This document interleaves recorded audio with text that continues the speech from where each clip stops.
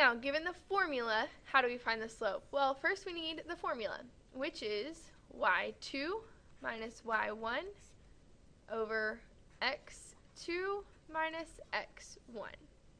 So this is my first ordered pair, and this is my second ordered pair. The way that I would plug these numbers into the formula is I would take negative 2 minus my y value on this ordered pair, which is a negative 1, over my x value for my second ordered pair, which is 10, minus my x value for my first ordered pair, which is 5. So when I do this, I have negative 2 minus a negative 1. That is going to give me, I can go plus a positive, negative 2 plus 1 gives me a negative 1 over 10 minus 5 gives me a positive 5. This is how you plug the numbers into the formula. However, for the most part, you're not going to use this formula except for error analysis. So figuring out if someone made an error, and if so, where they figured it out. The other way that you can do this is by simply seeing, with my y values, how did I get from negative 1 to negative 2? Well, I subtracted 1. How did I get from 5 to 10? I added 5. So my change in y over change in x, and this is my slope with an ordered pair. So go ahead and do this one here on your own. Number 2, find the slope, the change in y over change in x. Find the slope for these two ordered pairs. You should have gotten 6/9, which reduces to a positive 2/3. Next way that we're going to find the slope is using a verbal situation.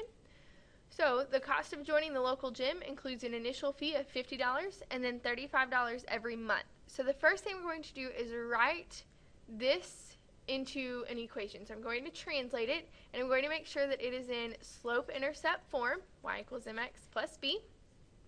So I have y equals, that's not going to change.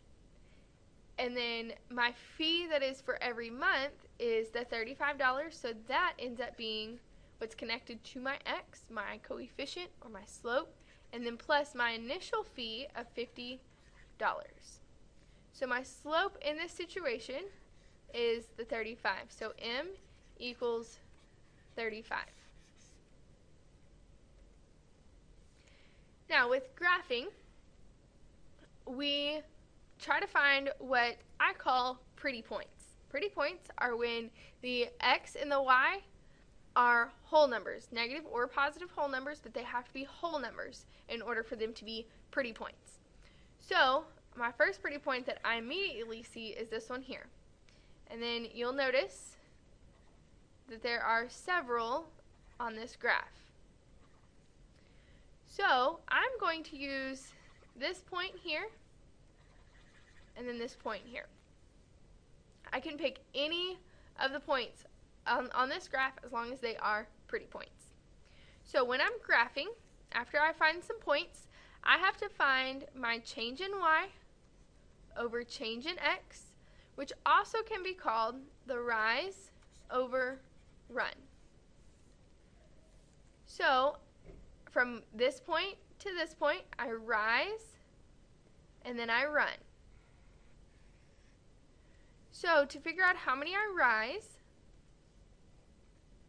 I'm going to count from here, and I'm going to go up 1, 2, 3, 4, 5, 6.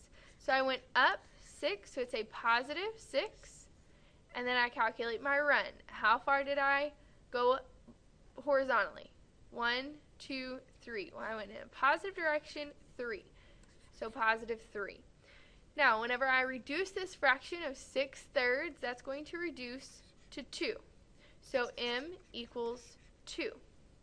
I want you to find the rise over run for two different points on this graph. Go ahead, make sure that you have this in your notes. You do not have to draw all little bitty lines, but make sure that your graph at least has some numbers and some tick marks here so that you can easily see where your points are. Please bring your questions to me tomorrow if you have any. Otherwise, I will see you guys in class.